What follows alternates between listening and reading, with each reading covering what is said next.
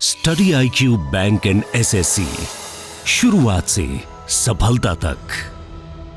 चलिए जी स्टार्ट करते हैं। तो फोकस करना, क्लास के ऊपर आंसर देने की कोशिश करना और मेरी एक्सप्लेनेशन को सुनना। सिर्फ क्वेश्चन का मतलब नहीं है कि क्वेश्चन पढ़ा और आंसर लिया और चलो आगे चलो आगे चलो, नहीं, मेरी एक्सप्लेनेशन ध्यान से सुनना। क्योंकि आप लोगों को मैं बता दूं, शायद आप बहुत नए भी होंगे मेरे लिए, मतलब आप मेरे से कई बार हो सकता है कि पहली बार पढ़ रहे हो, लेकिन मैं आपको बता दूं कि मेरी एक्सप्लेनेशन से ही क्वेश्चन में पेपर आते हैं। तो मतलब पेपर में क्वेश्चन आते हैं तो ध्यान से फोकस करके पढ़ लेना, ठीक है। सिर्फ आंसर ABC वाले ही चीजों पे मत फोकस करके चलना। तो क्वेश्चन देखिए जी क्या कहता है। When and where was the Ghadar party founded. जो गदर पार्टी जो बनाई गई थी वो कहां पे बनाई गई थी। देखिए गदर पार्टी जो बनी थी अमेरिका में बनी थी 1913 में, 1913 में आपकी ये पार्टी बनी थी।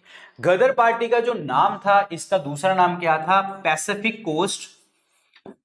Coast Hindustan association. Hindustan association इसका नाम था। ये पेपर में पूछा जा सकता है कि इसका दूसरा नाम क्या था। और ये गदर पार्टी किसने बनवाई थी, लाला हरदयाल जी ने, जो इस पार्टी के जनरल सेक्रेटरी भी थे। लाला हरदयाल जी के कारण ये बनी थी। और गदर पार्टी के जो प्रमुख थे यानी कि प्रेसिडेंट थे वो कौन थे आपके, that was Sohan Singh Bakhna. Sohan Singh Bakhna, this is important one, Sohan Singh Bakhna. Clear, ये याद रखना। Answer number 1 is the correct answer. तो ये बहुत सारे शहीद लोग हैं और ये पर्सन है कामागाटा, सॉरी ये पर्सन है गदर पार्टी के साथ लिंक करते हैं। गदर पार्टी का एक पेपर भी था, गदर पार्टी का एक पेपर भी था, उसका नाम भी क्या था, गदर। गदर पार्टी का पेपर भी था, उसका नाम भी क्या था, गदर। अंग्रेजी राज के दुश्मन ये वर्ड यूज करते थे गदर पार्टी वाले लोग। This is very very important. Clear. एक चीज आपको और बताना चाहूंगा, कामागाटा मारू इंसिडेंट, ये पता होगा आप लोगों को, सुना होगा आप लोगों ने, कामागाटा मारू इंसिडेंट। ये कामागाटा मारू है क्या, व्हाट इज कामागाटा मारू। कामागाटा मारू जो है एक जैपनीज शिप है, जैपनीज शिप है ये आपका, ठीक है। और ये जो है आपका जैपनीज शिप है और ये किसके पास था, भाई गुरदीप सिंह के पास था, भाई गुरदीप सिंह के पास था। मतलब ये इसके वो थे, मतलब करता धरता ये थे, इनके पास ये शिप था। अब इसमें बहुत सारे सोल्जर्स को, नॉट सोल्जर्स कहूंगा मैं, इसमें बहुत सारे जो लोगों को, पंजाबी लोगों को जो है कनाडा लेके जाया जा रहा था। और अंग्रेज जो है इस चीज से, मतलब उनको पता था कि हाँ ये गड़बड़ करेंगे, ठीक है। मतलब इनको लगता था कि गड़बड़ करेंगे, हालांकि हमारा उद्देश्य वही था, ठीक है, आजादी, हमने तो कहीं ना कहीं से एक्टिविटी करनी ही करनी है। तो क्या हुआ, जब ये कनाडा उतरने लगे इनको वापस भेज दिया गया इंडिया। तो जब वापस इंडिया आए तो ये कौन से पोर्ट के ऊपर आए थे, ये जहाज वाले लोग कौन से पोर्ट के ऊपर आए थे, जाने के बंदरगाह के ऊपर आए थे आपके, and that is the Budge Budge port. Budge Budge port Calcutta में। यहां पे जो है इन सबको गोलियों से छन्नी कर दिया गया था, मतलब गोलियां डाल दी गई थी दिमाग, मतलब इनके, ठीक है। तो मतलब इतने लोग शहीद हो गए थे बजबज पोर्ट के ऊपर। और वो लोग जो थे वो आपके गदर पार्टी के साथ संबंधित हैं, वो आपके कामागाटा मारू इंसिडेंट के साथ संबंधित हैं। और एक कामागाटा मारू इंसिडेंट हुआ कब था, 1914 में हुआ था। तो दिस इज इंपॉर्टेंट, ये ईयर भी याद रखना आप लोग, ठीक है। चलिए अगली बात करते हैं। बहुत बढ़िया, शाबाश, very good morning, very good morning. सिर्फ क्वेश्चंस की तरफ अब ध्यान देंगे, अब हम ज्यादा कोशिश, मतलब कुछ और चीजों की तरफ फोकस नहीं करेंगे। So now the question is, ये जो है जस्ट आपको आंसर याद करना है, इसमें ज्यादा हम नहीं जाएंगे, घुसेंगे नहीं, बस इतना पता होना चाहिए। Prakash Singh supreme court judgement जो है ये किसके साथ रिलेट कर रही है, ये रिलेट करती है आपकी पुलिस रिफॉर्म के साथ। Answer number C is the correct answer. बस हमें नहीं जानना, बहुत अंदर तक घुसना नहीं है आप लोगों को। क्लियर। एक चीज आपको और याद रखनी है कि जो पुलिस है ये किसके अंतर्गत आती है, पुलिस आती है आपकी होम मिनिस्ट्री के अंतर्गत, ठीक है। और plus I mean not home ministry, ये पुलिस जो है आपकी स्टेट गवर्नमेंट के अंतर्गत देखने को हमें मिलती है, स्टेट गवर्नमेंट के अंतर्गत। तो answer number C is the correct one. Supreme court लिखा हुआ है, सुप्रीम कोर्ट का आर्टिकल नंबर कितना है, 124। पहले सुप्रीम कोर्ट कहां पे बनी थी, रेगुलेटिंग एक्ट 7073 के अकॉर्डिंग 7074 में कलकत्ता में जो है ये बनाई गई थी, ठीक है। फिर उसके बाद शिफ्ट कर दी गई थी गवर्नमेंट ऑफ इंडिया एक्ट 1935 के अकॉर्डिंग। और हमारी जो ये सुप्रीम कोर्ट बनी थी 28 जनवरी 1950 को, कहां पे, न्यू दिल्ली के अंतर्गत जो है आपकी ये जो है सुप्रीम कोर्ट बन गई थी। तो all these are very very important point. Clear? Not 123, 123 is related with the ordinance of the president. ठीक है, चलिए आगे बात करते हैं। स्लम डॉग मिलियनेयर, ये जो मूवी थी, ठीक है, और ये किसने डायरेक्ट करी थी? किसने डायरेक्ट करी थी? इसका बस नाम याद करेंगे, that is Danny Boyle. Answer number C is the correct answer. Clear? Danny Boyle, answer number C. और तुम्हें एक चीज मैं बता दूं, अभी इस साल जो है हमारा ट्रिपल आर का सॉन्ग जो है जीता था। ठीक है, और ट्रिपल आर के जो निर्देशक हैं, डायरेक्टर हैं, उनका नाम याद करना। मुझे कमेंट सेक्शन में बताना ट्रिपल आर मूवी के डायरेक्टर का नाम क्या है। अदरवाइज तो वैसे आपको पता ही होगा और कमेंट सेक्शन में नाम भी आएंगे। ठीक है, नहीं पता तो लिख लो साइड पे ट्रिपल आर के डायरेक्टर का नाम, ये पेपर में पूछा जा सकता है। नाटू नाटू सॉन्ग जीता था। ठीक है जी, चलिए आगे बात करते हैं। एनसीईआरटी का फुल फॉर्म क्या है? एनसीईआरटी का फुल फॉर्म क्या है, जिसमें हम क्लासेस भी पढ़ा रहे हैं आप लोगों की, एनसीईआरटी क्लासेस पढ़ रहे हैं। ठीक है, तो एनसीईआरटी का फुल फॉर्म क्या है? बड़ा सिंपल सा लगता है, लेकिन जब ऐसे क्वेश्चन पेपर में आते हैं ना, हम गड़बड़ कर देते हैं हमेशा। तो आंसर इसमें क्या बनेगा? So answer is the national council of educational research and training. Answer इसमें बी ऑप्शन बनेगा। National council of educational research and training is the correct answer. और इसके हेडक्वार्टर कहां पे हैं? दिल्ली में इसके हेडक्वार्टर हैं। और 1961 में ये ऑर्गेनाइजेशन जो है आपकी एनसीईआरटी बनाई गई थी, 1961 में। Answer number B.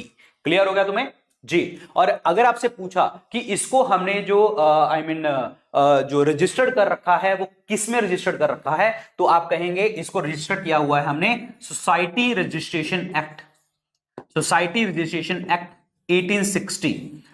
इसके अंतर्गत जो है एनसीईआरटी को हमने जो है रजिस्टर्ड किया हुआ है। तो पता होना चाहिए तुम्हें, अगर बाई चांस पेपर में इस तरीके का क्वेश्चन आ गया। क्लियर? चलिए आगे बात करते हैं। गांधी जी का जो मूवमेंट था boycotting of the foreign goods, boycotting of the foreign goods aimed at, देखो सीधी सी बात है, दिमाग लगाओ। गांधी जी ने boycott of the foreign goods की जो बात करी थी वो कब करी थी? गांधी जी ने ये बात करी थी 1 अगस्त 1920 को, जब उन्होंने नॉन कॉपरेशन मूवमेंट लॉन्च किया था, असहयोग आंदोलन लॉन्च किया था। ठीक है, उन्होंने क्या बोला था? 1 साल में आजादी ले लेंगे, आपको मेरे साथ सहयोग देना है, लेकिन प्लस जो है इनके साथ सहयोग नहीं देना, मतलब अंग्रेजों के साथ। आपको करना क्या है? आपको स्कूल्स और स्कूल से जो है निकल जाओ, कॉलेज से निकल जाओ, ठीक है, सड़कों पे आ जाओ, एक साथ मेरे साथ कॉपरेट करो। और मेरे साथ अगर आप कॉपरेट करेंगे तो ऑब्वियसली बात है, तो देश को हम आजादी दे लेंगे। तो that means complete independence in 1 year, ये स्लोगन भी यहां पे बोला गया। इन्होंने बायकॉट ऑफ फॉरेन गुड्स की बात करी, इन्होंने खादी को अपनाने की बात करी, खादी को नेशनल ड्रेस के रूप में बोला गया, चरखा जो है आपका उसको सिंबल बनाया गया। ठीक है, और इस तरीके से इन्होंने बात करी, और कॉटेज इंडस्ट्री को प्रमोट करने की यहां पे इन्होंने बात करी। तो that means promotion of the cottage industry. Answer इसमें क्या बनेगा? Promotion of the cottage industry. एक क्वेश्चन लिखिए जी, एक क्वेश्चन लिखिए साइड पे, बाद में आंसर देना कमेंट सेक्शन में, नहीं तो अपने साइड पे लिख के बैठ जाना और बाद में ढूंढना, गूगल करके आंसर लिखना। आपके आर्टिकल जो directive principle of state policy, एक उसमें हम पढ़ते हैं राज्य के नीति निर्देशक सिद्धांत। आप मुझे बताएंगे कॉटेज इंडस्ट्री को प्रमोट करने वाला जो आर्टिकल नंबर है उसका नंबर क्या है? आर्टिकल नंबर, ये मुझे आप बताएंगे कमेंट सेक्शन में, बाद में लिखे। अभी मत घुस जाना कि हाँ पहले मैं ढूंढ के लेके आऊं, नहीं, इसको साइड पे करना, बाद में आंसर ढूंढना इसका, अगर नहीं पता तो। चलिए जी अगली बात करते हैं। जी क्वेश्चन क्या कहते हैं? The first female amputee to climb the mount Everest. देखिए सीधी सी बात है, इनका जो है थोड़ा सा पैर खराब था, तो एम्पुटी जिन्होंने माउंट एवरेस्ट को फतेह किया था, and that person is Arunima Sinha. तो आंसर इसमें क्या बनेगा? बी ऑप्शन बनेगा करेक्ट आंसर। माउंट एवरेस्ट की अगर मैं बात करता हूं, इसकी हाइट कितनी है? 8848.86 मीटर इनकी हाइट है। ये हिमालय की सबसे ऊंची चोटी का नाम है माउंट एवरेस्ट, जो कि हमें नेपाल में देखने को मिलती है। और हिमालयस क्या है? Young fold mountain. Young fold mountain का मतलब क्या है? यहां पे जो प्लेट टेक्टोनिक मूवमेंट है वो बहुत जबरदस्त तरीके से होती रहती है, प्लेट टेक्टोनिक मूवमेंट। क्लियर? और एक चीज हम बात और कर सकते हैं आपका कि जो माउंट एवरेस्ट वाला पॉइंट हो गया, ये हो गया, ये हो गया, हाँ, क्लियर। अगर आपसे पेपर में पूछा कि पहला पर्सन कौन था जिसने मतलब माउंट एवरेस्ट के ऊपर फतेह करी थी, and that was the Edmund Hillary and Tenzing Norgay, ये फर्स्ट पर्सन थे, क्लियर, जिन्होंने क्लाइम किया। तो आंसर इसमें क्या बनेगा? बी ऑप्शन बनेगा correct answer. I can, you can, so obviously बात है, I can, you can. Next question is again important question, which of the following bills must be passed by each house of the Indian Parliament separated by? देखिए जी, सीधी सी बात है, आपको Indian parliament के द्वारा separate दोनों मतलब pass by each house of the Indian parliament separated by special majority. ये word है स्पेशल मेजोरिटी। स्पेशल मेजोरिटी मतलब विशेष बहुमत। आपका article number not article number 2/3 majority, मतलब जितने लोग प्रेजेंट हैं उसके 2/3 लोग जो हैं इसमें वोट करेंगे। तो देखो, ऑर्डिनरी बिल की बात करते हैं तो ये नॉर्मल मेजोरिटी से, मतलब सिंपल मेजोरिटी से, मनी बिल भी, फाइनेंस बिल भी, क्लियर। एक बिल जो होता है एक प्रपोजल होता है, एक नॉर्मल प्रपोजल, भाई हम ये चीजें कर रहे हैं। एक बिल को मनी बिल तब कहा जाता है जब स्पीकर के ऊपर साइन हो जाए। आर्टिकल 110 नंबर, 14 दिन के अंदर पास करना जरूरी होता है, राज्यसभा की कोई पावर इसमें नहीं होती। फाइनेंस बिल जो होता है आर्टिकल 117 में आता है, क्लियर। और money bill is a type of A finance bill, clear हो गया तुम्हें, ये याद रखना। लेकिन इसमें स्पेशल मेजोरिटी की जब बात आ रही है तो वो आपका बनेगा answer number 4, constitution amendment bill. Amendment word का मतलब क्या होता है? संशोधन। जब हम कहते हैं कि हमने संविधान में जो चीजें प्रेजेंट थी ना, हमने उसके अंदर बदलाव कर दिया, तो अमेंडमेंट वो होता है। और अमेंडमेंट का जो आर्टिकल नंबर है वो है 368, और जो पार्ट नंबर है वो कितना है? पार्ट है 20। और हमने इसको बोरो कहां से किया था? साउथ अफ्रीका से हमने इस चीज को बोरो किया था। और इसके अंतर्गत जो है हम अमेंडमेंट कर सकते हैं, बदलाव कर सकते हैं। बदलाव जब हम करेंगे तो ऑब्वियसली बात है, जो चीज लिखी गई है उसको हम चेंज कर सकते हैं। तो answer number D, special majority आपका, that is the special majority constitution amendment bill. Next question is who was the prime minister of India just before the doctor Manmohan Singh? Doctor Manmohan Singh ji के टाइम से पहले कौन आपके प्राइम मिनिस्टर थे? Doctor Manmohan Singh जो है 2004 में प्राइम मिनिस्टर बने थे, 2004 में प्राइम मिनिस्टर बने थे। इससे पहले जो थे वो थे अटल बिहारी वाजपेयी जी, 9 से लेके 2004 में, क्लियर। तो this is very very important. Atal Bihari Vajpayee ji is the correct answer, Atal Bihari Vajpayee ji, this is very very important point, clear. Atal Bihari Vajpayee ji की अगर हम बात करते हैं तो इनकी जो बर्थ एनिवर्सरी है वो 25 दिसंबर को होती है, जिस दिन हम सेलिब्रेट करते हैं गुड गवर्नेंस डे। क्या सेलिब्रेट करते हैं? सुशासन का अच्छा दिवस, गुड गवर्नेंस डे सेलिब्रेट किया जाता है अटल बिहारी वाजपेयी जी की बर्थ एनिवर्सरी के ऊपर, क्लियर। जब देखिए, जब ये क्वेश्चन आप सर्च करो ना, अगर आप गूगल पे सर्च करोगे तो आई के गुजराल बोलते हैं, लेकिन मैं तुम्हें एक चीज बता दूं, अटल बिहारी वाजपेयी से पहले अटल जो है आई के गुजराल थे। अटल बिहारी वाजपेयी के समय से पहले आई के गुजराल थे, आपको ये चीज ध्यान रखनी है। और आई के गुजराल जो थे आपके 1997 में थे, फिर बाद में अटल बिहारी वाजपेयी फिर प्राइम मिनिस्टर बने थे, ये ध्यान रखना, समझ आया? तो आंसर इसमें क्या बनेगा? 4 इज द करेक्ट आंसर। यहां पे लिखा हुआ है पीवी नरसिम्हा राव। पीवी नरसिम्हा राव जी के बारे में एक चीज आपको पता होनी चाहिए, 1991 में हमारे भारत देश में एलपीजी रिफॉर्म हुए थे, that is liberalization, privatization, globalization. That means LPG reform 1991 में हुए, और पीवी नरसिम्हा राव जी को बोला जाता है father of LPG reforms in India, father of LPG reforms in India. और 1991 में पीवी नरसिम्हा राव क्या थे? आपके प्राइम मिनिस्टर थे। उस टाइम पे 1991 में डॉक्टर मनमोहन सिंह जो थे वो आपके क्या थे? फाइनेंस मिनिस्टर थे, याद रखना। Answer number 4, Atal Bihari Vajpayee ji is the correct one, yes. चलिए, इनमें से कौन सा पर्सन जो है वो एक्सट्रीमिस्ट विंग से बिलोंग करता है? एक्सट्रीमिस्ट विंग, गरम दल से बिलोंग करते हैं, एक्सट्रीमिस्ट विंग, तो वो है अरबिंदो घोष। आंसर इसमें क्या बनेगा? A is the correct answer, answer number A, very very important point, clear, ये याद रखना। अरबिंदो घोष, अरबिंदो घोष जी ने एक आश्रम भी बनाया है, कहां पे बनाया था आश्रम?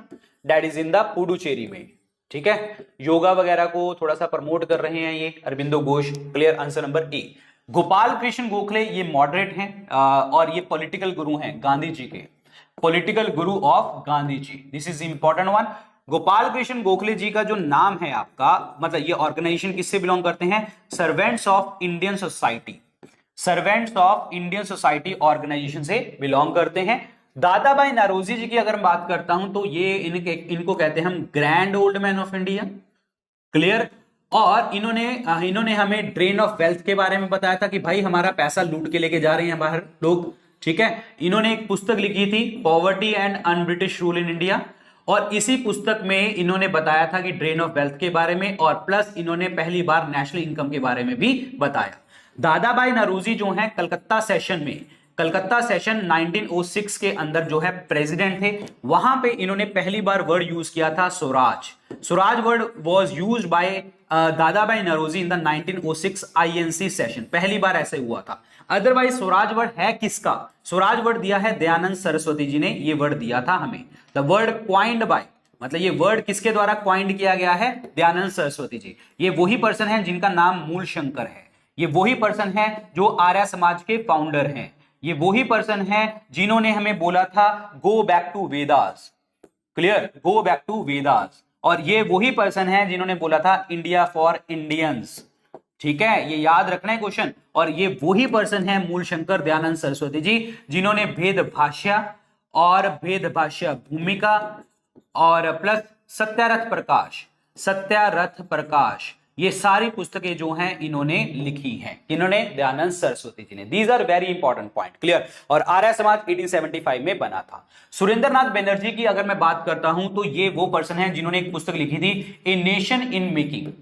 ए नेशन इन मेकिंग पुस्तक किसने लिखी है? सुरेंद्रनाथ बनर्जी। ये वही पर्सन है जिन्होंने आनंद मोहन बोस के साथ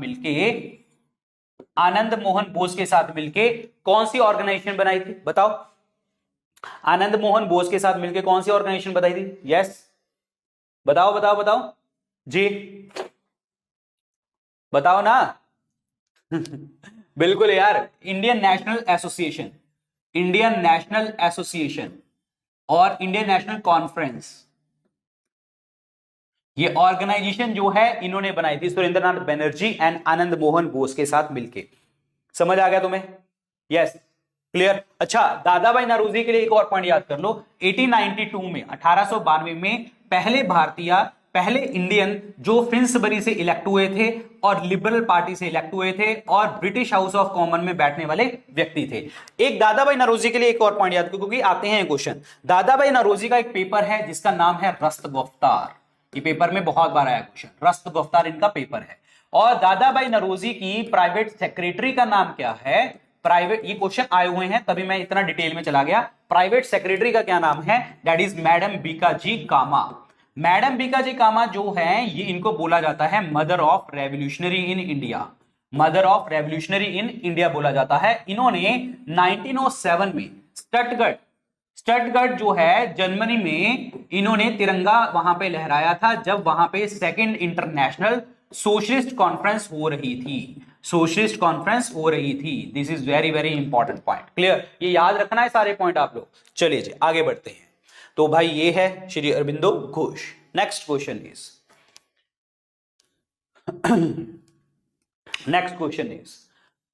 which among the following state is considered India's most flood prone state? मतलब most flood, सबसे ज्यादा फ्लड यहां पे आते हैं हमारे इंडिया में, आज भी आते हैं। अब आप कहेंगे कि उत्तराखंड, ठीक है उत्तराखंड में आते हैं और उत्तराखंड में वो अलग चीजें हैं, ह्यूमन नेचर, मतलब ह्यूमन के कारण ज्यादा आते हैं। बट अदरवाइज सबसे ज्यादा बिहार में हमें क्या देखने को मिलते हैं? फ्लड प्रोन एरिया है हमारा। क्यों? क्योंकि यहां पे रिवर कोसी जो है वो है आपका फ्लड का आने का रीजन, जिसमें वो रिवर कोर्स चेंज कर लेती है, रास्ता चेंज कर लेती है उसके कारण। ठीक है, और कोसी रिवर को हम बोलते हैं सौरो ऑफ बिहार बोला जाता है। और ऐसे ही बंगाल में भी सौरो ऑफ बंगाल किसे कहते हैं? दामोदर रिवर को कहते हैं, याद रखना। और Damodar valley corporation West Bengal में भी है, वेस्ट बंगाल और झारखंड के साथ मिलती है, याद रखना। नागालैंड की ऑफिशियल लैंग्वेज जो है इंग्लिश है। नागालैंड में एक फेस्टिवल सेलिब्रेट किया जाता है, हॉर्नबिल फेस्टिवल। ये पेपर में आए हुए क्वेश्चन हैं, क्लियर, याद रखना। So answer number C, clear, answer number C, Bihar is the correct one, Bihar. चलिए जी अगली बात करते हैं। बहुत बढ़िया, शाबाश। At the second roundtable conference, the Indian National Congress was represented by। देखिए राउंड टेबल कॉन्फ्रेंस हो क्यों रही थी, पहले तो ये पता होना चाहिए। राउंड टेबल कॉन्फ्रेंस इसीलिए हो रही थी क्योंकि साइमन कमीशन जब 1927 में बनाया गया, 1928 में भारत देश में आया गया, और इसने किस चीज के ऊपर रिपोर्ट बनानी थी, डायरकी के ऊपर रिपोर्ट बनानी थी कि हमें आगे पावर्स मिलेंगी या नहीं मिलेंगी। और ये डायरकी जो प्रोविंसेस में लगाई गई थी, प्रांतों में, गवर्नमेंट ऑफ इंडिया एक्ट 1919 के अकॉर्डिंग। क्लियर? तो इसके ऊपर रिपोर्ट बनाने आया था और वो रिपोर्ट की डिस्कशन जो है राउंड टेबल कॉन्फ्रेंस में हो रही थी। ये 3 कॉन्फ्रेंस हुई हैं आपकी, फिर आंसर लगाएंगे। ये 3 कॉन्फ्रेंस हुई हैं, पहली, दूसरी और तीसरी। क्लियर? और यहां पे तीनों के तीनों राउंड टेबल कॉन्फ्रेंस में भीमराव अंबेडकर जी ने पार्टिसिपेट किया था, तेज बहादुर सप्रू ने पार्टिसिपेट किया था, लेकिन आईएनसी ने सेकंड वाली में पार्टिसिपेट किया था। और सेकंड वाली में भी किसने पार्टिसिपेट किया था? गांधी जी ने किया था। वो रीजन क्या था कि सेकंड मीटिंग से पहले एक पैक्ट हुआ था, गांधी इरविन पैक्ट, जिसे हम दिल्ली पैक्ट के नाम से भी जानते हैं, 1931 में, जिसमें गांधी जी ने बोला था आप हमारे पॉलिटिकल प्रिजनर्स को छोड़ दो, और प्लस जो है पॉलिटिकल प्रिजनर्स को छोड़ दो, और बदले में इरविन ने बोला था ठीक है हम छोड़ देंगे लेकिन आपको सेकंड राउंड टेबल कॉन्फ्रेंस में आना पड़ेगा। तो ये सारी बातें करी गई और सिविल डिसोबीडियंस मूवमेंट को खत्म करना पड़ेगा। तो सेकंड राउंड टेबल कॉन्फ्रेंस में पार्टिसिपेट कौन कर रहा था? दैट इज मोहनदास करमचंद गांधी जी ने पार्टिसिपेट किया था। ये तीनों के तीनों राउंड टेबल कॉन्फ्रेंस हो कहां पे रही थी? That is in the London में देखने को आपको मिल रही थी। तो these are very important point. Clear? याद रखना। जवाहरलाल नेहरू जी की अगर मैं बात करता हूं, 1931 का कराची सेशन था। ठीक है, कराची सेशन था। कराची सेशन में प्रेसिडेंट थे वल्लभ भाई पटेल जी। प्रेसिडेंट कौन थे? वल्लभ भाई पटेल जी। और वहां पे 1931 में फंडामेंटल राइट का ड्राफ्ट तैयार किया गया था। ये फंडामेंटल राइट का ड्राफ्ट किसने तैयार किया था? That is by the Jawaharlal Nehru ji. ये याद रखना। डॉक्टर राजेंद्र प्रसाद जी, इनकी पुस्तक याद करो, India divided. Clear? Doctor Rajendra Prasad ji की बात करें, इन्हें हम गांधी ऑफ बिहार कहते हैं, अजातशत्रु ऑफ बिहार के नाम से जाना जाता है। क्लियर? और वल्लभ भाई पटेल जी को सरदार की उपाधि मिली थी। कहां में मिली थी? 1928 में बारदोली सत्याग्रह में ये आपको उपाधि मिली थी, गांव की औरतों ने दी थी। गांव की औरतों के बाद महात्मा गांधी जी ने बोला था। So here is the Gandhi ji. ठीक है? और इनको तो बोलने नहीं दिया गया था, दैट्स व्हाई उठ के आ गए थे वहां से। चलिए अगली बात करते हैं। यस, समझ आ रहा है तुम्हें? समझ आ रहा है? मुझे तो ऐसा लग रहा था कि बहुत सारे बच्चे आएंगे हमारे एसएससी के। ठीक है? और क्योंकि कल से इतने मैसेज आ रहे थे कि हाँ यार मतलब सर एसएससी के करा दो, एसएससी के करा दो, और यहाँ पे बच्चे देखो कितने हैं। चलो कोई बात नहीं, बट हम करेंगे, कोई दिक्कत नहीं है हमें, क्योंकि हमारा एक बच्चा, ठीक है, वो बहुत लाखों के ऊपर भारी पड़ने वाला है। हाँ बिल्कुल पढ़ता है, हर बार पढ़ता है, हर बार पढ़ता है, और हर एग्जाम में पढ़ा है। हाँ ठीक है, चलिए जी आगे बात करते हैं। मुद्रा राक्षस जो है, इस पुस्तक के ऑथर का नाम आपको बताना है। मुद्रा राक्षस, मुद्रा राक्षस की बात करूं, देवी चंद्रगुप्तम की बात करूं, देवी चंद्रगुप्तम की अगर हम बात करें तो इसको, पुस्तक को लिखा किसने है? विशाख दत्त ने लिखा है। आंसर इसमें क्या बनेगा आपका? डी ऑप्शन बनेगा। Vishakha Datta is the correct answer. Clear? समझ आया? तो answer number D is the correct answer.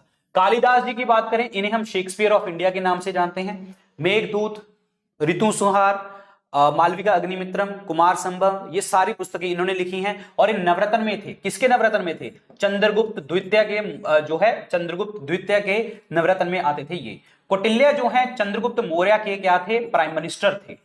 Clear? Prime minister. और इन्होंने जो है हमें जो है अर्थशास्त्र लिखी थी, और कौटिल्य प्राइम मिनिस्टर हैं, और इनके कारण ही जो है ये नंद वंश के राजा को, धनानंद को हरा पाए थे, और उसके बाद जो है सेल्यूकस निकेटर को भी हरा दिया था कौटिल्य की मदद से। कौटिल्य वही हैं जिन्हें हम चाणक्य कहते हैं। इंडियन माइकेवेली के नाम से भी इनको जाना जाता है। इंडियन माइकेवेली के नाम से भी इनको जाना जाता है। कलहन ने एक पुस्तक लिखी थी, दैट इज राजतरंगिणी एक पुस्तक लिखी थी, और ये पुस्तक जो है कश्मीर की हिस्ट्री के ऊपर है, और प्लस इसमें जो है आपकी संस्कृत भाषा का इस्तेमाल किया गया है। तो ये याद रखने हैं सारी चीजें आपको। Answer number 4। समझ आया तुम्हें? मुद्रा राक्षस। और मैं तुम्हें बता दूं जो हमारी क्लास होने वाली है सैटरडे को, बेस्ट 500 एमसीक्यूज, जिसमें मैंने 500 क्वेश्चन लिए हैं आपके ल्यूसेंट से, ठीक है। बहुत धमाकेदार क्लास होने वाली है। मैंने कल क्वेश्चन सिर्फ बनाए हैं, सिर्फ क्वेश्चन बनाए हैं, पीपीटी बनने वाली है, बहुत काम है उसके ऊपर और मजा आ जाएगा आपको सैटरडे वाली क्लास को लेके, तो ठीक है। मिस मत करना सैटरडे वाली क्लास, इवेंट मैंने ऑलरेडी बना रखा है। डेली ये क्लासेस लेते रहो और वो क्लास भी 100% देखनी है, तभी आपको बहुत फायदा होने वाला है उस क्लास से, ठीक है। चलिए, 44th amendment in the constitution of India remove which one of the following rights from the category of the fundamental right. Fundamental right से जो चीज हमने हटा ली है 44 अमेंडमेंट के अकॉर्डिंग, वो कौन सी थी? 44 अमेंडमेंट एक्ट 1978 हुआ था, जिसके अकॉर्डिंग जो है हमने दैट इज कौन सा, राइट टू प्रॉपर्टी को हमने हटा दिया था as a fundamental right. Fundamental right की जगह के ऊपर अब ये एक कॉन्स्टिट्यूशनल राइट बन चुका है। कॉन्स्टिट्यूशन का मतलब संविधान में लिख दिया गया है अंडर आर्टिकल 300A। क्लियर, ये याद रखना। और इसी अमेंडमेंट के अकॉर्डिंग पहले हम इमरजेंसी लगाते थे इंटरनल डिस्टर्बेंस के अकॉर्डिंग, अब ये इंटरनल डिस्टर्बेंस वर्ड जो चेंज कर दिया गया है आपका आर्म्ड रिबेलियन में वर्ड चेंज कर दिया गया है नेशनल इमरजेंसी के अंतर्गत। क्लियर होगा तुम्हें? तो आंसर इसमें क्या बनेगा आपका? सी। क्लियर। फ्रीडम ऑफ स्पीच जो है आर्टिकल 19 के अंतर्गत आता है। इक्वालिटी बिफोर लॉ 14 नंबर के अंतर्गत आता है। रिलीजन की अगर हम बात करें तो 25 से 28 नंबर तक आपका देखने को हमें आर्टिकल्स मिलते हैं। तो आंसर इसमें C is the correct answer, right to property. चलिए जी, अगले बात करते हैं। यस, बहुत बढ़िया, ठीक है। चलिए अगला क्वेश्चन बताइए, ये इस वर्ड का मतलब क्या है? That is www.discovery.com is the example of which thing. ये किस चीज की एग्जाम्पल है आपकी, बता सकते हैं आप लोग? ये किस चीज की एग्जाम्पल है? एनीवन बताइए। यस, तो this is the example of the web page. This is the example of the web page. Point समझ आया? वेब पेज एक डॉक्यूमेंट होता है, HTML में लिखते हैं, इंटरनेट ब्राउजर पे हम उसको जो है सर्च करते हैं, एक्सेस करते हैं आप लोग। यस, URL एड्रेस है, बिल्कुल बिल्कुल बिल्कुल क्लियर। तो इट्स नॉट ए वेबसाइट यार, इट्स ए वेब पेज। क्या हो गया? क्या हो गया तुम्हें? हैं?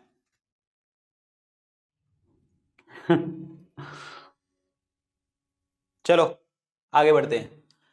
Vishnupad temple is situated in. Vishnupad temple जो है आपका वो कहां पे है? विष्णुपद टेम्पल आपका कहां पे है? And that is in the बोध गया। बोध गया बिहार में देखने को हमें मिलता है, बोध गया बिहार में। This is important. ये वही जगह है जहां पे गौतम बुद्ध जी को निर्वाण प्राप्ति हुई थी, इनलाइटनमेंट मिली थी। This is very very important point. Clear. और यहां पे एक बोधि ट्री भी था जिसके नीचे ये बैठे थे। बोधि ट्री मतलब पीपल ट्री था, और उस ट्री को काट किसने दिया था? That is Shashank. शशांक गरुड़ वंश का राजा था बंगाल से, उसने उसको काट दिया था। So this is important one. Clear, ये याद रखना। Answer number 1 is the correct answer. Nalanda के अंदर यूनिवर्सिटी है, नालंदा यूनिवर्सिटी, कुमार गुप्त वन ने इसको बनवाया था। और प्लस वहां बिहार में ही है, धर्मपाल ने भी एक यूनिवर्सिटी वहां पे बनाई थी, धर्मपाल, जो कि आपकी थी विक्रमशिला यूनिवर्सिटी। इन दोनों यूनिवर्सिटी को, ये दोनों यूनिवर्सिटी जो है बुद्धिस्ट यूनिवर्सिटी से, इनको तोड़ फोड़ करके कौन गया था? That is Bakhtiyar Khilji. ये बख्तियार खिलजी कौन है? ये कमांडर इन चीफ था। किसका कमांडर इन चीफ था? कुतुबुद्दीन ऐबक का। पॉइंट समझ आया? ये याद रखने हैं सारी चीजें। आंसर नंबर ए। राजगीर से मेरे दिमाग में एक क्वेश्चन आया कि फर्स्ट बुद्धिस्ट काउंसिल जो हुई थी आपकी, वो राजगीर में हुई थी, अजातशत्रु ने करवाई थी। वहां पे जो है मतलब 2 पुस्तकें लिखी गई थी, विनय पिटक एंड सुत पिटक। सुत पिटक लिखी थी आपकी आनंद ने लिखी थी, और विनय पिटक जो लिखी थी and that is by the Upali. Clear, ये दोनों पाली भाषा में लिखी गई थी। और आंसर नंबर 1 गया इज द करेक्ट वन। चलिए जी अगले क्वेश्चन की बात करते हैं। यस, अगला क्वेश्चन देखिए। Ziradei is the birth place of doctor Rajendra Prasad, comes under which district of Bihar. ये कौन से बिहार के डिस्ट्रिक्ट में देखने को हमें मिलता है? And that is in the Siwan. Answer इसमें 4 इज द करेक्ट आंसर। तभी तो मैंने आपको बोला ना, डॉक्टर राजेंद्र प्रसाद जी को हम क्या कहते हैं? Gandhi of Bihar, Ajatashatru Bihar, India divided नाम की पुस्तक लिखी गई है। कॉन्स्टिट्यूशन असेंबली के परमानेंट प्रेसिडेंट ये बनाए गए थे 11 दिसंबर 1946 को। आजाद भारत के पहले प्रेसिडेंट ये रहे थे। आजाद भारत के लगातार 2 बार चुनने वाले प्रेसिडेंट भी ये रहे हैं। कौन रहे हैं? दैट इज आपके डॉक्टर राजेंद्र प्रसाद जी। नेशनल फ्लैग की कमेटी भी इनके पास थी। Answer number D is the correct answer. Clear? चलिए अगले क्वेश्चन की बात करते हैं। अगला क्वेश्चन बताइए, in case of disagreement on a bill in the 2 houses of the parliament then क्या होगा? देखिए डिसएग्रीमेंट का मतलब क्या है? एक बिल क्या होता है? प्रपोजल। जितनी बार भी मैंने आपको बताया है, ठीक है। एक बिल क्या होता है? प्रपोजल। प्रपोजल के ऊपर डिस्कशन चलती रहती है, एक सदन दूसरा सदन, लोकसभा से राज्यसभा, राज्यसभा से ऐसे ऐसे ऐसे चलता रहता है। तो मतलब 6 महीने तक इस तरीके से वो चल सकता है और 6 महीने के बाद वो बिल क्या हो गया? डेड, खत्म। क्लियर? तो क्या होता है, राष्ट्रपति क्या करते हैं, प्रेसिडेंट की नजरों में अगर वो बिल इंपॉर्टेंट है तो वो ज्वाइंट सेशन बुलाता है, ज्वाइंट सिटिंग बुलाता है अंडर आर्टिकल 108, जिसमें लोकसभा और राज्यसभा आते हैं, सिंपल मेजोरिटी से वहां से बिल पास कर दिया वो जाता है, संयुक्त बैठक बुलाई जाती है। A joint sitting of the 2 houses of parliament is convened. Clear? Joint sitting को समन करने वाला, समन कौन करता है? समन कौन करता है? वो करते हैं प्रेसिडेंट। समन कौन करता है? प्रेसिडेंट। लेकिन इस ज्वाइंट सीटिंग के प्रेसिडेंट कौन होते हैं? आई मीन चेयरपर्सन कौन होते हैं? चेयरपर्सन होते हैं speaker of the Lok Sabha. Clear? अगर ये स्पीकर एब्सेंट हैं तो कौन बनेंगे? डिप्टी स्पीकर बनेंगे। स्पीकर एब्सेंट है, डिप्टी स्पीकर बनेंगे। डिप्टी स्पीकर एब्सेंट हैं तो राज्यसभा के जो आपके वाइस चेयरमैन है वो बनेंगे, क्योंकि चेयरमैन तो कौन है? दैट इज उपराष्ट्रपति, यानी कि vice president member of parliament तो है नहीं, तो इसीलिए वाइस प्रेसिडेंट नहीं आते। तो वाइस प्रेसिडेंट के बाद वाला जो पर्सन होता है vice chairman of the Rajya Sabha, वो उसके ऊपर मतलब सीट के ऊपर बैठेंगे। तो आंसर इसमें क्या बनेगा? 4। क्लियर? चलिए आगे बात करते हैं। बहुत बढ़िया, शाबाश। अगला क्वेश्चन देखिए, 1 बाइट कंसिस्ट ऑफ, एक बाइट जो होता है वो किस चीज से हम बात करते हैं? एक बाइट किससे मिलके बनता है? That is the 8 bits. Answer number क्या बनेगा? 4 is the correct answer. Answer number 4 bit अगर मिलते हैं तो क्या बनता है? निबल। ये याद रखना, ये पॉइंट आते हैं। 4 बिट्स अगर मिलते हैं तो क्या बनता है? एक निबल बनता है, ये याद रखना। क्लियर? Answer number 4। यहां पे देख लीजिए 0 और 1 क्या होता है? बाइट होता है, बिट होता है। 8 बिट्स को 1 बाइट कहते हैं। 1024 बाइट्स को 1 किलोबाइट, 1024 किलोबाइट को 1 मेगाबाइट, 1024 मेगाबाइट को 1 गीगाबाइट, 1024 गीगाबाइट को टेराबाइट, 1024 टेराबाइट को 1 पेटाबाइट, 1024 पेटाबाइट को एक्सा, 1024 एक्सा को 1 जेटा एंड 1024 जेटा को जोटा। तो मतलब ये आपकी यार इस तरीके से पेपर में पूछी जा सकती हैं कि आगे आगे वाली सिचुएशन में लगाइए, मतलब छोटे से क्रम से बड़े क्रम में लगाइए। इस तरीके की चीजें भी पूछी जा सकती हैं। पॉइंट समझ आया? ये याद रखना। नेक्स्ट क्वेश्चन इज, जब हम मून के ऊपर होते हैं तो हमें इनमें से कौन सी चीज नहीं दिख सकती? जब हम मून के ऊपर होते हैं इनमें से हमें कौन सी चीज नहीं दिख सकती? मून जो है आपका नेचुरल सैटेलाइट है। किसका नेचुरल सैटेलाइट है? अर्थ का। ये याद रखने वाला पॉइंट है, ठीक है। और यहां पे कौन सा फिनोमिना देखने को नहीं मिलता? देखो मून के ऊपर एटमॉस्फेयर नहीं है। मून के अगर ऊपर एटमॉस्फेयर नहीं है तो मून के ऊपर आप बम फोड़ दो, ठीक है, तो भी हमें धरती पे नहीं सुनाई देगा। कुछ भी होता रहे मून के ऊपर हमें धरती के ऊपर नहीं पता लगेगा, क्योंकि एटमॉस्फेयर वहां पे नहीं है। कहां पे? मून पे। तो जब एटमॉस्फेयर नहीं है तो कौन सा फिनोमेना नहीं देखने को मिलेगा? Twinkling of the stars. Twinkling of the stars देखने को नहीं मिलेगा, टिमटिमाना नहीं देखने को मिलेगा। रीजन एटमॉस्फेयर नहीं है। Rising and setting of the sun हमें देखने को मिलेगा। सोलर इक्लिप्स भी होगा, मोशन ऑफ द कॉमेट्स भी देखने को मिलेगा, लेकिन ट्विंकलिंग ऑफ द स्टार्स वहां पे हम ऑब्जर्व नहीं कर सकते। ट्विंकलिंग ऑफ स्टार्स का फिनोमिना जो होता है वो होता है refraction of the light. Refraction of light, that means light जब बेंड हो जाती है, और इसके लिए हमें एटमॉस्फेयर चाहिए होता है। क्लियर? तो आंसर इसमें क्या बनेगा? C is the correct answer. Twinkling of the star is the correct answer. Answer number C. Clear? एक चीज आपको और बताता हूं, बड़े इंपॉर्टेंट पॉइंट्स हैं यहां पे। मून और अर्थ के बीच में जो डिस्टेंस होता है वो कितना होता है? 3,84,000 किलोमीटर। 3,84,000 किलोमीटर। जब मून और अर्थ नजदीक आ जाए, मतलब पास आ जाएं, तो उसे हम क्या कहते हैं? पेरिजी कहा जाता है। वो पेरिजी का मतलब क्या है? ये डिस्टेंस कम हो गया, 3,64,000 किलोमीटर का डिस्टेंस बन गया। एक पोजीशन होती है जब मून और अर्थ मैक्सिमम गैप के ऊपर होते हैं, उस पोजीशन को हम क्या कहते हैं? एपोजी कहा जाता है। दैट मींस 4,06,000 किलोमीटर का डिस्टेंस आपका हो जाता है जब वो मैक्सिमम गैप के ऊपर होते हैं। मून की लाइट जो है धरती के ऊपर कितने टाइम में पहुंचती है? 1.3 सेकेंड में पहुंच जाती है, ये याद रखना। क्लियर? और मून के ऊपर जो ग्रेविटी होती है वो 1/6 होती है ग्रेविटी ऑफ द अर्थ की। मून की ग्रेविटी जो होती है, मून की gravity 1/6 of the gravity of the moon होती अर्थ होती है। इसीलिए अगर मैं कहूं कि मास जो है धरती के ऊपर 120 केजी है, तो आपका मास जो होगा मून के ऊपर कितना होगा? तो भी 120 आपका केजी ही होगा। लेकिन अगर मैं बात करूं वेट जो है मतलब धरती के ऊपर, अर्थ के ऊपर 120 न्यूटन है, तो ऐसे ही वेट जो है आपका मून के ऊपर कितना होगा? तो 20 न्यूटन हो जाएगा। क्यों हो जाएगा? क्योंकि ग्रेविटी जो है वो 1/6 हो जाती है, इसीलिए वो हो जाएगा। मास तो कांस्टेंट रहता है हर जगह के ऊपर। पॉइंट समझ आया? ये याद रखना, ये पॉइंट्स आते हैं पेपर में। तो answer number C is the correct answer, answer number C. चलिए अगले बात करते हैं। मोम इज रिलेटेड विद मोम क्या है? That is the Mars orbiter mission. हमने 2013 में इसको लॉन्च किया था। 2014 में ये जो है हमारे फर्स्ट अटेम्प्ट था मून के अंदर जाने के लिए, सॉरी मार्स के अंदर जाने के लिए। So what is this? Mars orbiter mission of the ISRO. Answer number क्या बनेगा? बी ऑप्शन बनेगा करेक्ट आंसर, इसरो का मंगल मिशन। क्लियर? मार्स की अगर मैं बात करता हूं तो मार्स जो है आपका रेड प्लैनेट के नाम से हम जानते हैं इसको। और लाल क्यों होता है? क्योंकि भाई यहां पे आयरन है, ठीक है। और मार्स के दो आपके सैटेलाइट हैं, फोबोस और डीमोस। ये याद रखना, इंपॉर्टेंट पॉइंट है यहां पे। क्लियर? इसरो की बात करें, इंडियन स्पेस रिसर्च ऑर्गेनाइजेशन की बात करें, 15 अगस्त 1969 को ये बना था। प्रेसिडेंट का नाम मुझे कमेंट सेक्शन में आप लिख के बताएंगे। इसरो के हेडक्वार्टर कहां पे है? बेंगलुरु, जिसे हम स्पेस सिटी के नाम से भी जानते हैं। और इसरो की एक कमर्शियल आर्म है जिसका नाम है अंतरिक्ष। अंतरिक्ष के भी हेडक्वार्टर कहां पे है? बेंगलुरु के अंतर्गत देखने को हमें मिलते हैं। Clear? Answer number B is the correct one. चलिए जी आगे बात करते हैं। नेशनल फ्रीडम स्ट्रगल के लिए इनमें से सिंबल कौन सा था? देखो ये सिंपल सा क्वेश्चन है, लेकिन हम कंफ्यूज कर लेते हैं। सिंबल कौन सा था फ्रीडम स्ट्रगल के लिए? हमने सॉल्ट सत्याग्रह किया था, गांधी जी ने सॉल्ट सत्याग्रह किया था। तो that mean sodium chloride. Salt Satyagraha याद है आप लोगों को? नमक का सत्याग्रह, जिसे हम दांडी मार्च के नाम से जानते हैं, जिन्हें हम सिविल डिसोबीडियंस मूवमेंट के नाम से जानते हैं।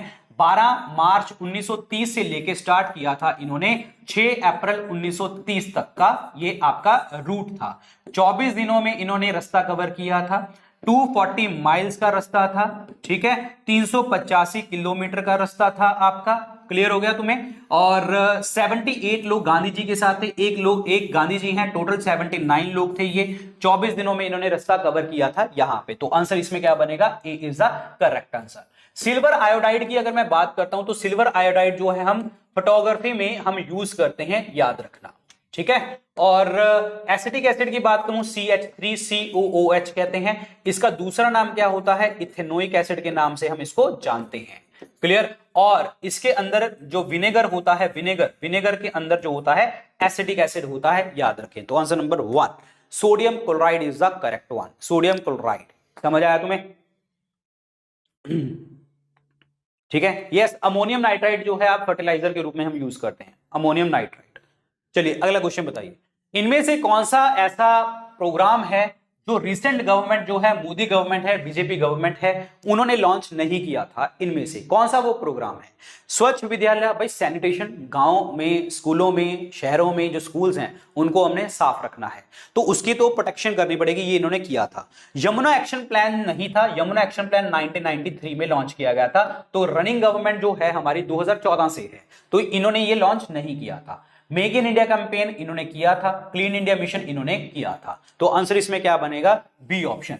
यमुना एक्शन प्लान जो है वो इनका प्लान नहीं है, बीजेपी गवर्नमेंट का प्लान नहीं था। 90s में किया था, 1993 में इन्होंने किया था। जापान के बैंक से हमने जो है Japan bank for international corporation से हमें पैसे मिले थे और हमने यमुना को प्रोटेक्ट करने की बात वहां से करी थी। तो answer number B is the correct answer, answer number B.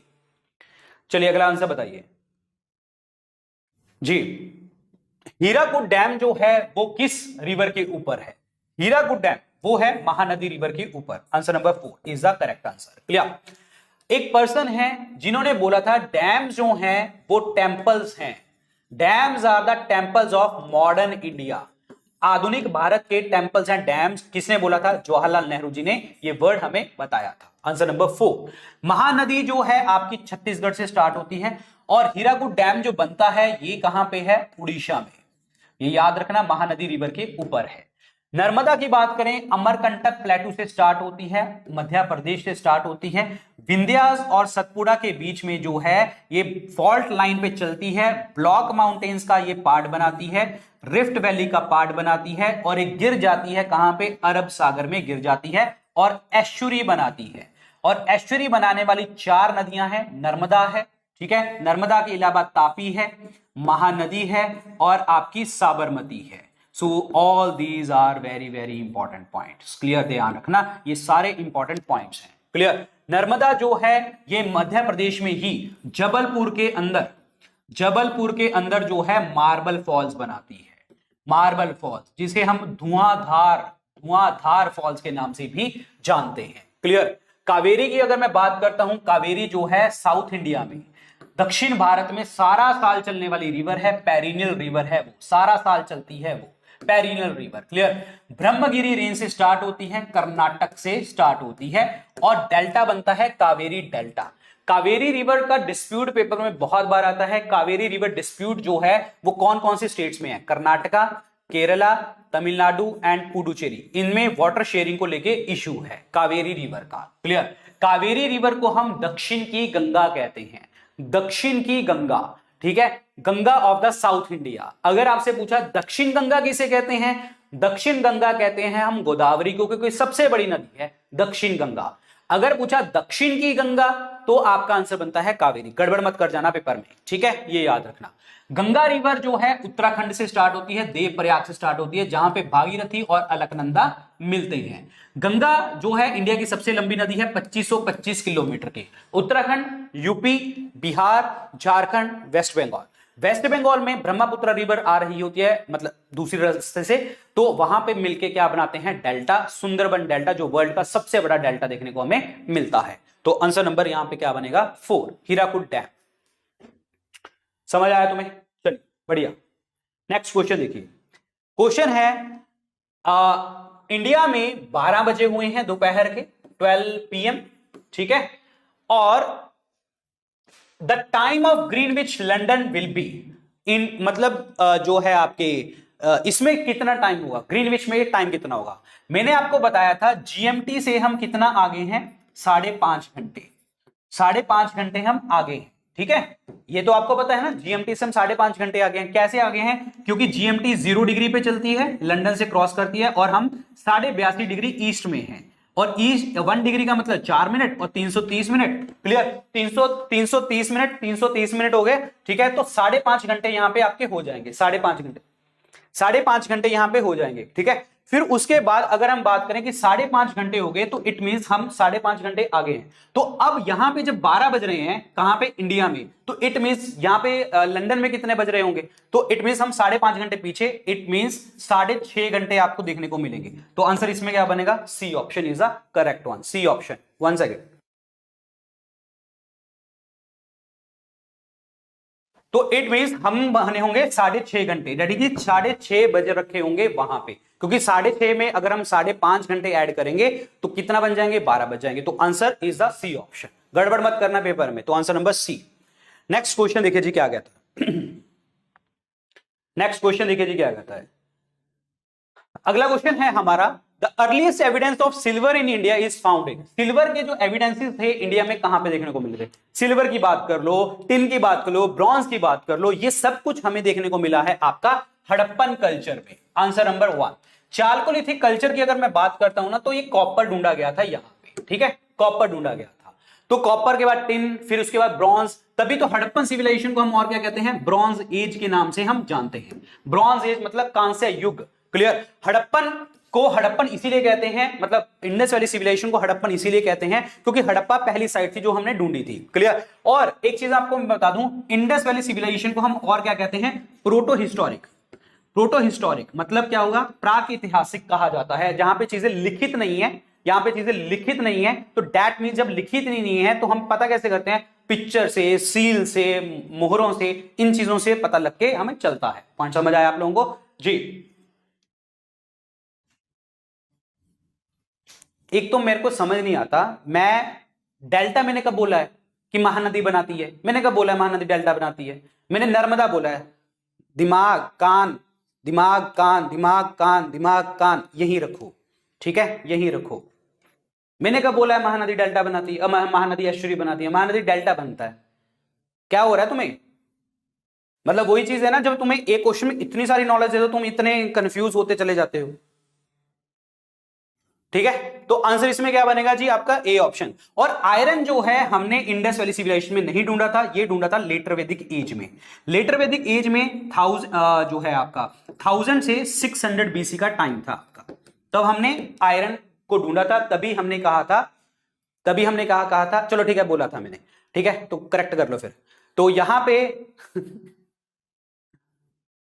अच्छा, तो चलो मैं रिपीट कर देता हूं, अगर मैंने गलत बोला है तो कोई बात नहीं। Yes, you are right, you are right, my mistake. यहां पे महानदी नहीं है, यहां पे माही रिवर है, my mistake, okay, I apologise. ठीक है, यस। तो यहां पे नर्मदा, माही, ताप्ती एंड साबरमती, ठीक है, तो यहां पे ये चीजें देखने को आपको मिलती हैं। चलो कोई बात नहीं, आगे बढ़ते हैं। तो आंसर इसमें क्या बनेगा जी? आपका ए। क्या बन रहा था आंसर? यहां पे भी गड़बड़ तो नहीं कर गया मैं? हाँ, Harappan is the correct answer. Yes, Harappan. चलो जी आगे बढ़ते हैं। चलो आगे बढ़े।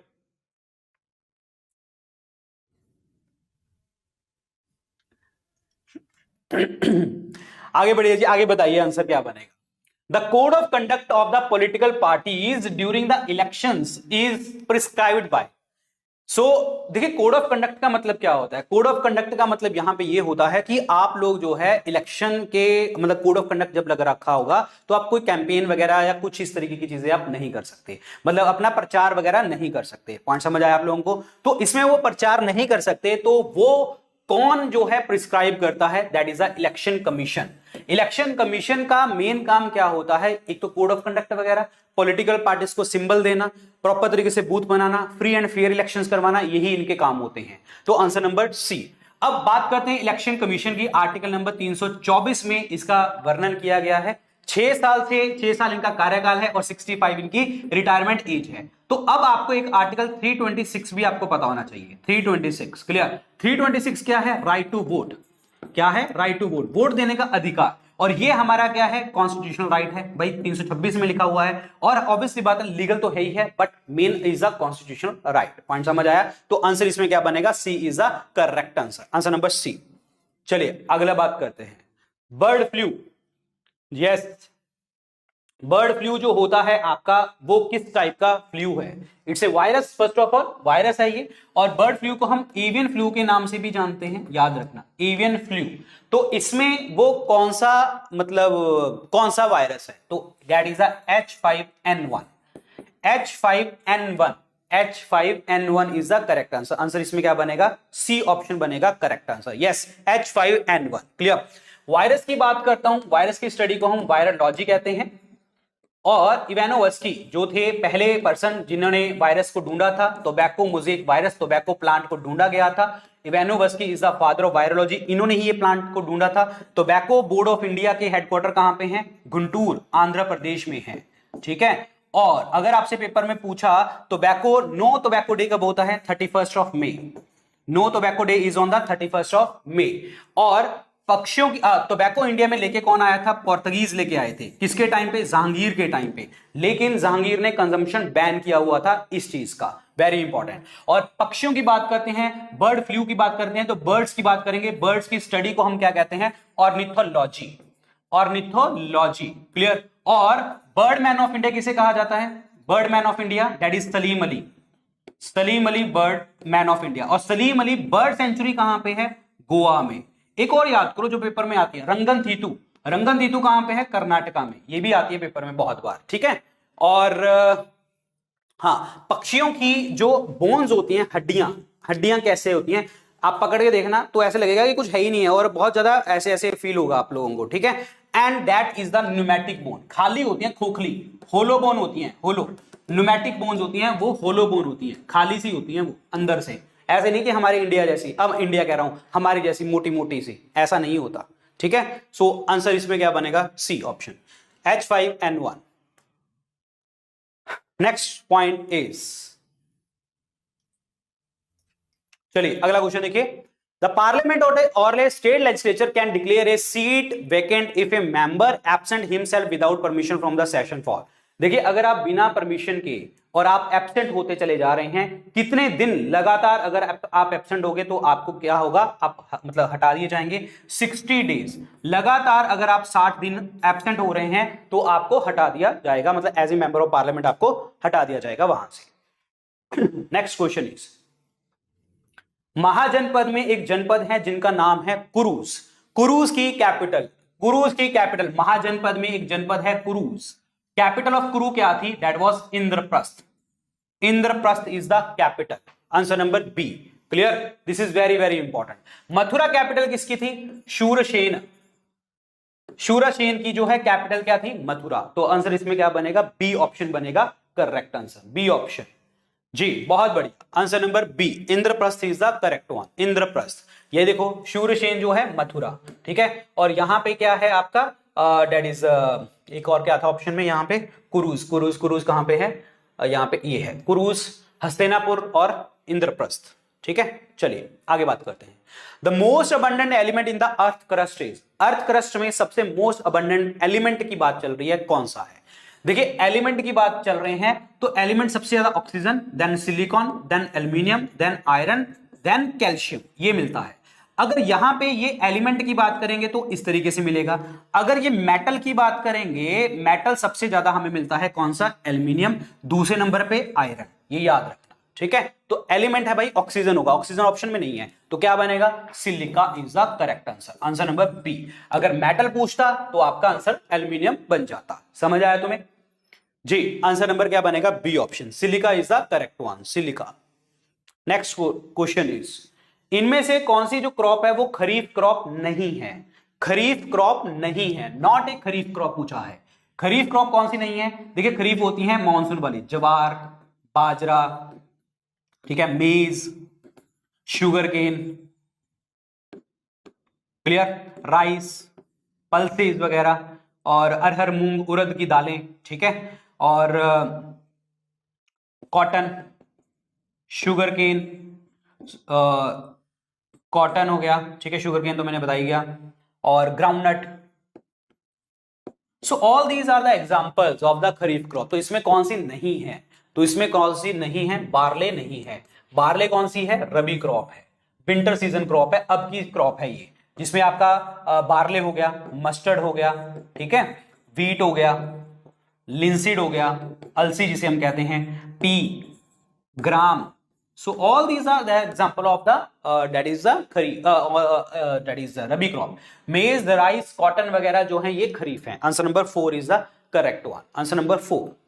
चलो अगला क्वेश्चन बताओ, इनमें से कौन सी ऐसी चीज है जो कि कमर्शियल और इकोनॉमिक डेवलपमेंट के लिए इंडिकेशन करती है आपकी इंडस वैली में, कमर्शियल बिजनेस के लिए, इकोनॉमिक डेवलपमेंट बिजनेस के लिए, कौन सी चीज है यहां पे, and that is the seals.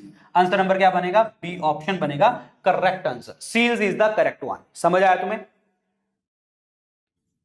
Ji, answer number क्या बनेगा आपका, यस, बी ऑप्शन बनेगा, seals is the correct answer.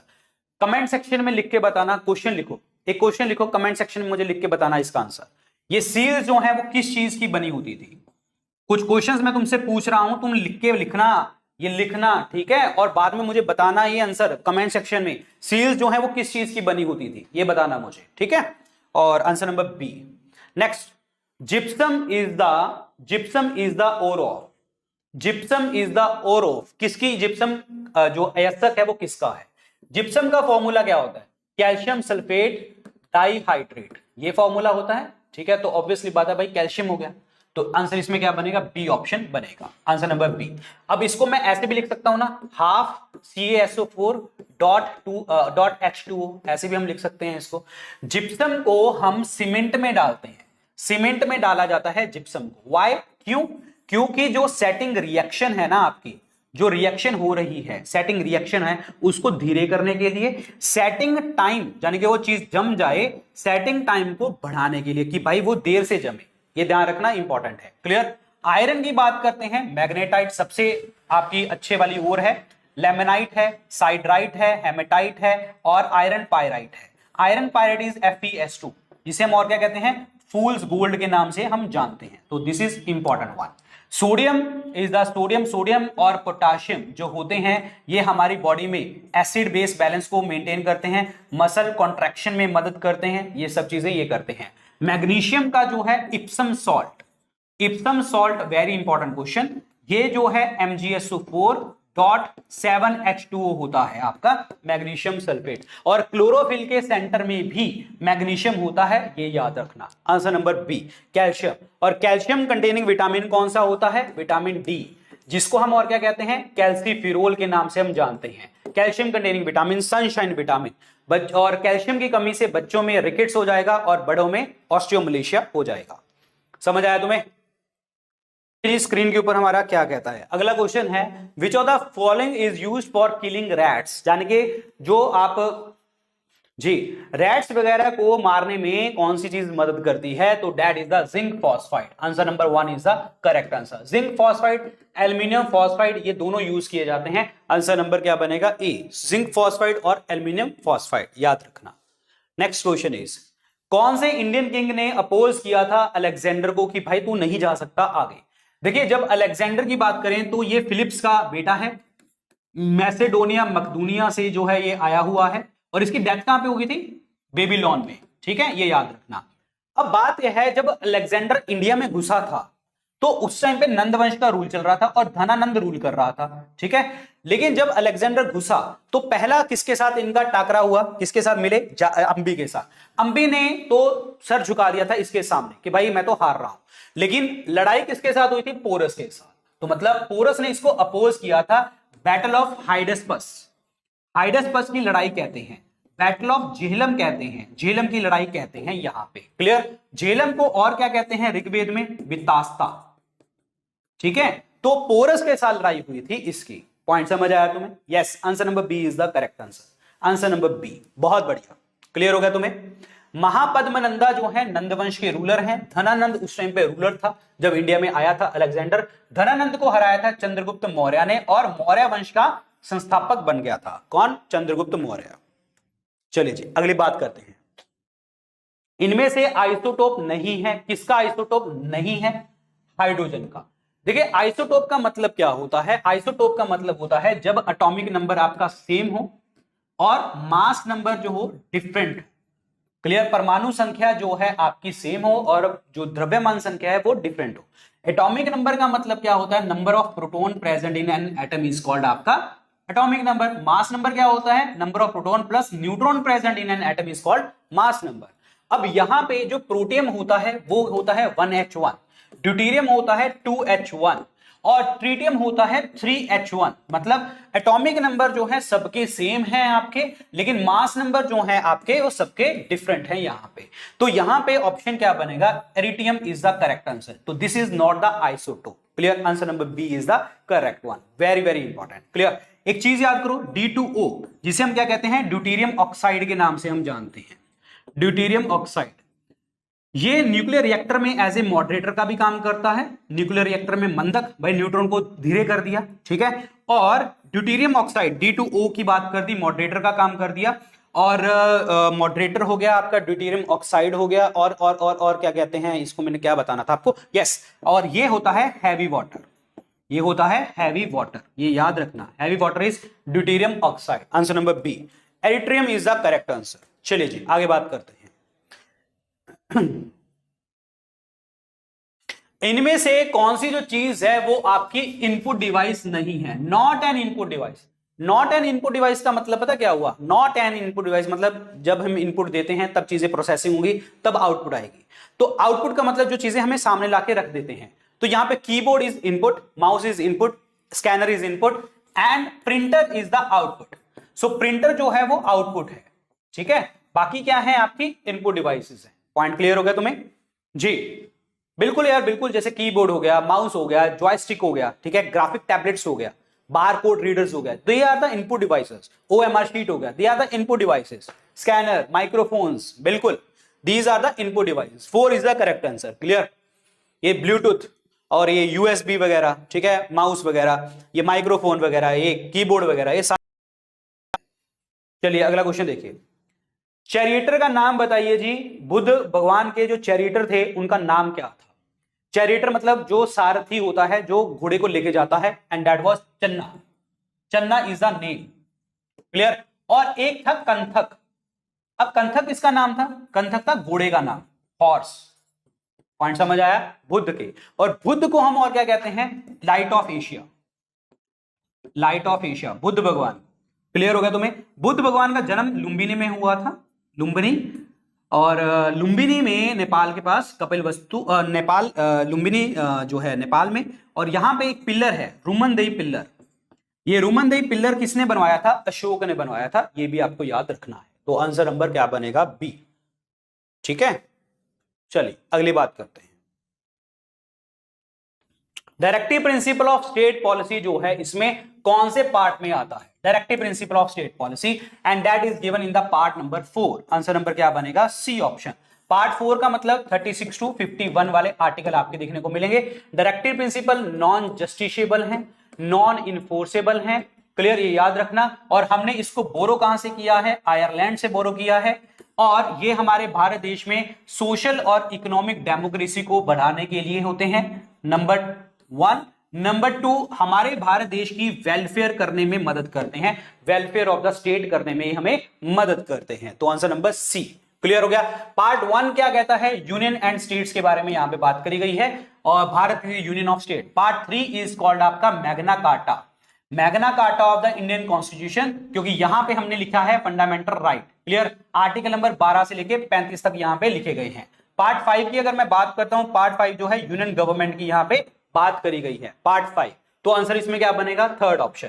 Answer number 3, part 4 is the correct answer. Clear? अब यहां पे 3 तरीके की चीजें हैं, socialist principle, Gandhian principle, liberal principle. तो ये याद कर लेना, आर्टिकल्स किसमें कितने कितने आते हैं, ये याद करना है तुमने। ठीक है?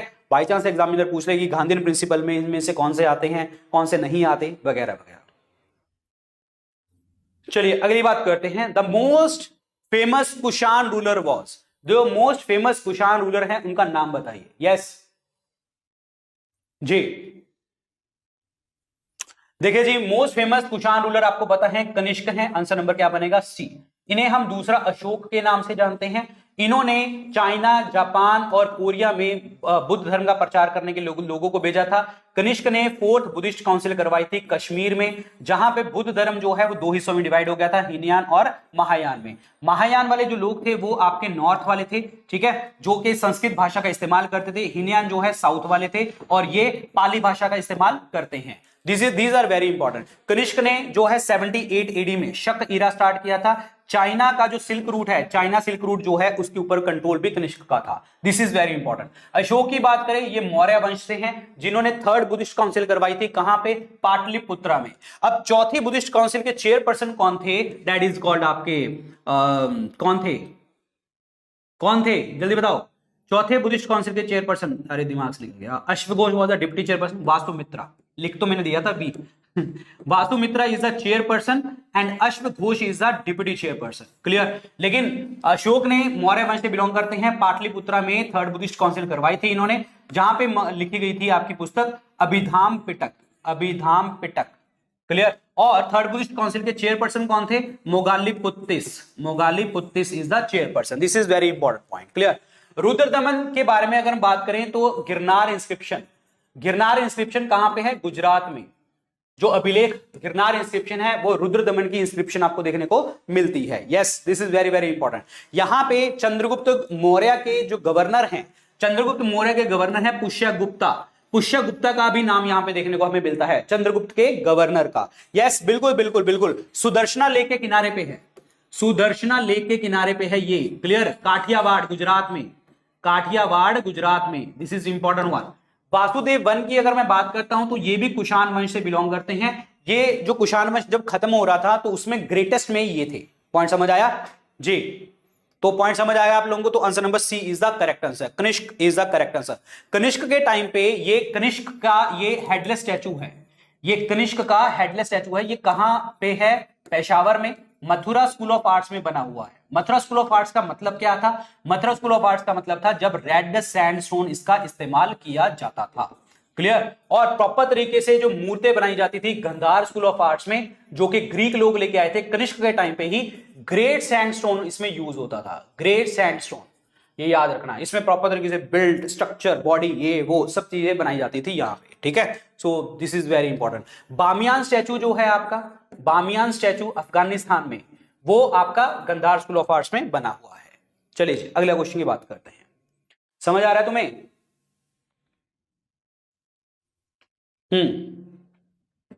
नेक्स्ट क्वेश्चन बताइए, शाबाश। The next question is, Japan की पार्लियामेंट को हम और क्या कहते हैं? जापान की पार्लियामेंट को हम कहते हैं डाइट। क्लियर? जैसे हमारे इंडिया में पार्लियामेंट है, और इंडिया में parliamentary form of the government कहां से लिया है हमने? यूके से, ब्रिटेन से। Parliamentary form of the government का मतलब क्या होता है? जितने हमारे जो हमारा प्राइम मिनिस्टर है और मंत्री परिषद है, they are collectively responsible to the Lok Sabha house of people. Clear? ये याद रखना। और executive is responsible to the legislature, इसका मतलब ये होता है। क्लियर? युआन की अगर मैं बात करता हूं तो युआन जो है ताइवान की पार्लियामेंट का नाम है। समझ आया तुम्हें? Answer number 1 is the correct answer. Yes, बहुत बढ़िया। क्लियर? चलिए आगे बात करते हैं। जामिनी रॉय हमारे भारत देश में कौन है? जामिनी रॉय, बिल्कुल सही। जामिनी रॉय जो है भारत देश में बहुत बड़ी ग्रेटेस्ट पेंटर में है। आंसर नंबर क्या बनेगा? 4 इज द करेक्ट आंसर। अच्छा, एक चीज मेरे दिमाग में आ गई। भारत माता की जो पेंटिंग थी आपकी सबसे पहले वाली, भारत माता की पेंटिंग किसने बनाई थी? अबेंद्रनाथ टैगोर जी ने बनाई थी। Bharat Mata painting Abanindranath Tagore. Answer number 4 is the correct answer, Jamini Roy. Next बताइए, पानीपत का पहला युद्ध हुआ था आपका, ठीक है? पानीपत का पहला युद्ध हुआ था, किसमें हुआ था? पानीपत के 3 युद्ध हुए हैं, 1526, 1556, 1761। ठीक है, 1526 बाबर और इब्राहिम लोदी के बीच में, इसमें बाबर जीता था। 1556 बैरम खान जो अकबर की साइड से लड़ रहे हैं, और हेमू विक्रमादित्य लड़ रहा था, बैरम खान जीता था। 1761 अहमद शाह अब्दाली और मराठास के बीच में, मराठाओं की साइड से कौन लड़ रहा था? सदाशिव राव भाऊ लड़ रहे थे। ठीक है, और इसमें अहमद शाह अब्दाली जीता था। क्लियर हो गया तुम्हें? तो इसमें लड़ाई देखो जी कहां पे हुई है। So that is the Babur and the Ibrahim Lodi. Answer number B is the correct answer. Clear? Babur ने अपना बाबरनामा लिखा था टर्किश लैंग्वेज में। ठीक है, तुजुके बाबुरी, टर्किश लैंग्वेज में बाबर ने लिखा था। और बाबर को दफनाया गया था कहां पे? काबुल में। पहले आगरा में, आरामबाग में, फिर इनकी बॉडी निकाल के काबुल में लेके चले गए थे। और that's it. Answer number B is the correct answer. Answer number B. Clear? Study IQ bank and SSC, शुरुआत से सफलता तक।